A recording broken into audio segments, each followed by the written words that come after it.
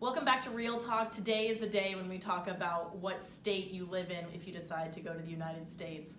Of course, there are all the things that you see on movies and TV, but we're going to get real about what happens when you end up in a state you've never heard of, or a state that has nothing on Wikipedia. Our guest will be joining us virtually from Switzerland to talk about how great it is to live in Nebraska. Welcome back to Real Talk, guys. We'll be back with you shortly.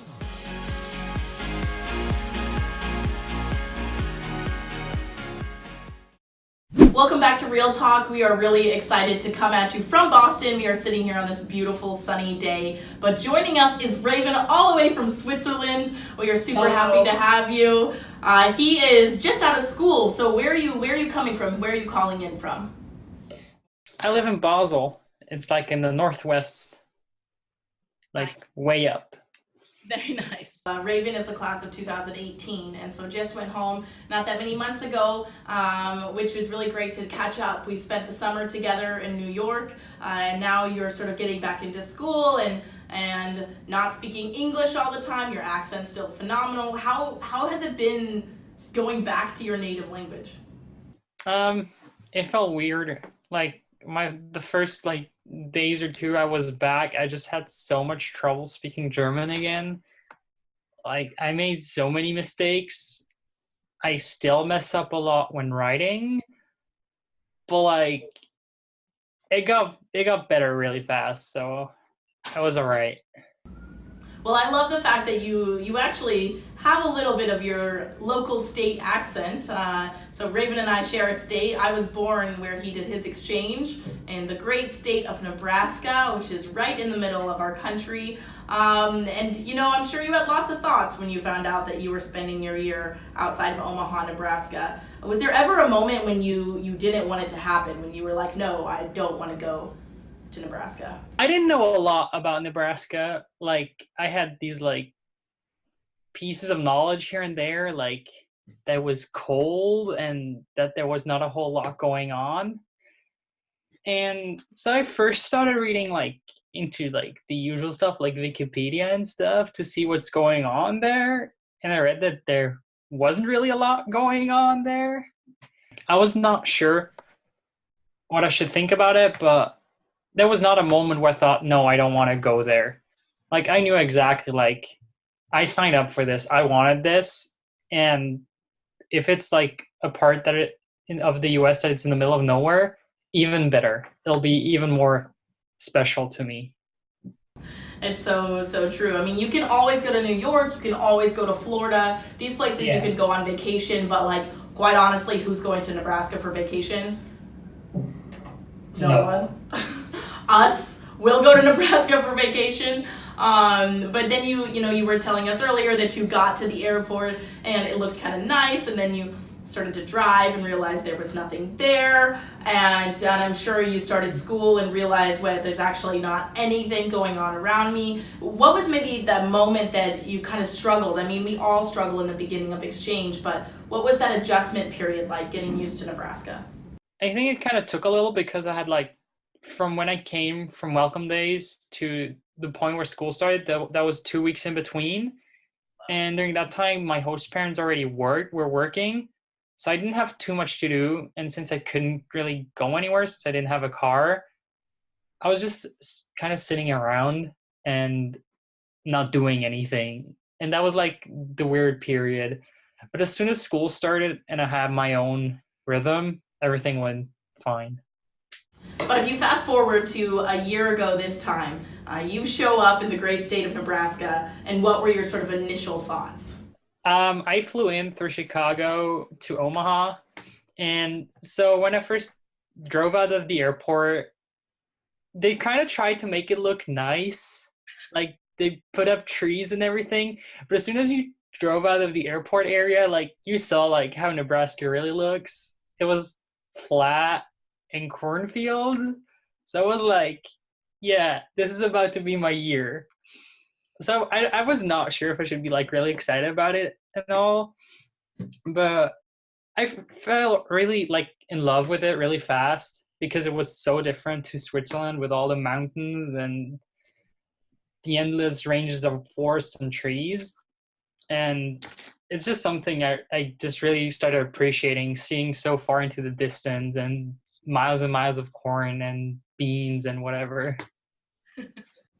I think it's you're a true Nebraskan when you can find peace in the cornfields because there's so many of them. And another thing, if you look up Nebraska, you're going to find that the towns are very small and that there are a few big towns, but mostly very small collections of people. Like the town I grew up in, 800 people. So Raven, what was your town like, the one you went to high school in? I lived outside of Omaha in like the suburb kind of in Papillion. There were not too many people. Like it was really just a suburb kind of thing, but the people there were just super nice and welcoming. So I had always like a great time talking to people.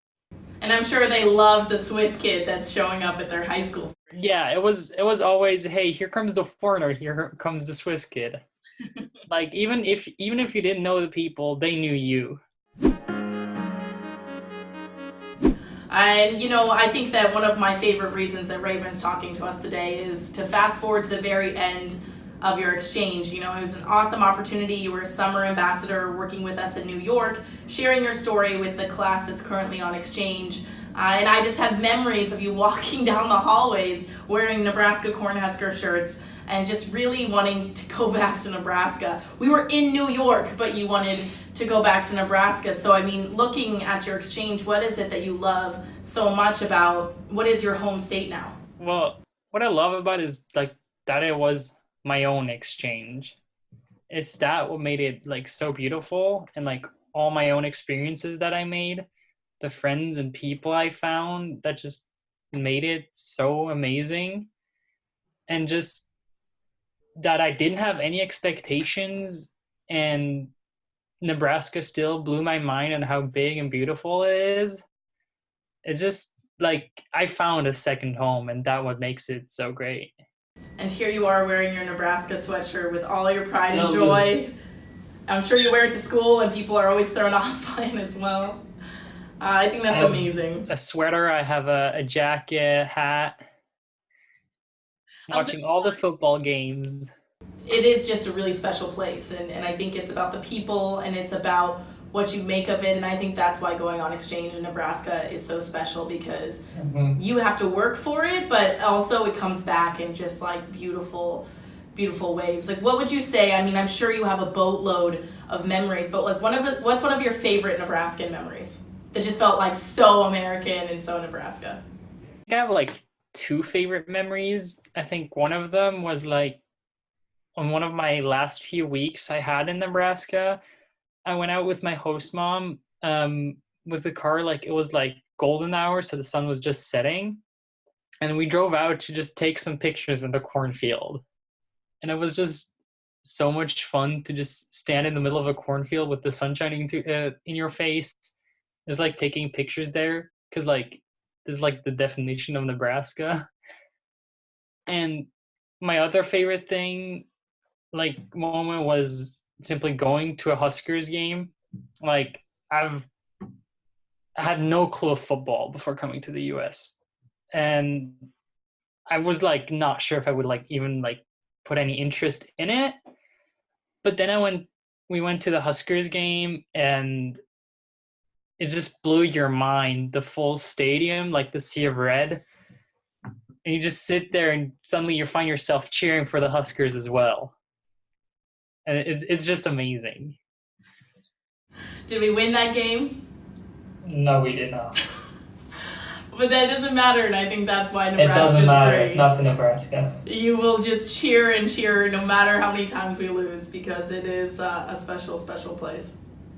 That's so great. So do you plan, obviously I know the answer to this already. Do you plan on going back to Nebraska? Yes, absolutely. I'm not sure when yet, but it's already a plan. Probably like next summer or something like that. And if you could look back at, young Raven, unexplored Raven from a year ago, more than a year ago, when you were still sitting at home in Switzerland and you found out you're going to go spend your year in Nebraska, what would you want to say to him? Because I know it's kind of a scary and nerve-wracking moment to find out you're going to the middle of the U.S. I would probably just tell him to not worry too much about it and just just take it how it comes. It's gonna be amazing anyway. But now you're back home, and it is a really tough transition to go home. And what is it that you miss most about Nebraska? Is it cliche to say cornfields? Yes, it's not cliche. That's what I miss most about the state too. Tell us more. Why? It's like the landscape and the nature. It just has something really nice and peaceful about it. When you can just like drive out like 20 minutes and you're suddenly in the middle of nowhere where no one's gonna bother you. That's just really nice, and I kind of miss that. Raven, I think that you embody sort of the power of exchange, because here you are, a Swiss kid growing up in very likely one of the most beautiful countries in the world, surrounded by gorgeous landscapes. And when I ask what the thing you miss most from your exchange or Nebraska is, you say cornfields. I think that's what exchange is about, where you find something so true to yourself and so real. That's really real. I don't really think many people think Nebraska think Nebraska and miss cornfields. But it's okay, because Raven has this little corn guy, his little mascot. He wore it around all summer for you to look at and remember. I still carry it around on my keychain. Do you? That's amazing. Like my keychain is like the one from my school in the US. Like, who would have thought, if you look back a year ago, that corn would mean so much to you? That's the funny thing about exchange, I guess. Kind of corny, I'd say. Oh no. Oh, it's so good. It's so good. But Raven, it is amazing to have you in the exchange family, and has been such a joy to get to spend the summer with you as a summer ambassador at our Welcome Days program. You want to say anything to the students that you met this summer, the class of 2019? I just hope that everyone is doing well, that everyone is having a great time, and if you're struggling, don't worry, times will always get better. It's fantastic. Super good. So the class of 2019, Raven, your summer ambassador, talking about his year in Nebraska. And for any of you that are interested in going on exchange, this is a perfect example of the power of exchange and why you should just go in without expectations. Let your state surprise you, because you could be sitting in Switzerland saying you miss cornfields. So. Well, Raven, we are so thankful for you. Thank you for sharing your story with us at Real Talk. Hope to see you super soon, and let's go to a Nebraska game, and hopefully I'll make sure to pop by Boston. Yeah, come to Boston. It's beautiful out. You can't really see outside the window, but it's beautiful, and we'll go watch the Cornhuskers win next season. Absolutely. Go Big Red. Go Big Red. Thanks, Raven.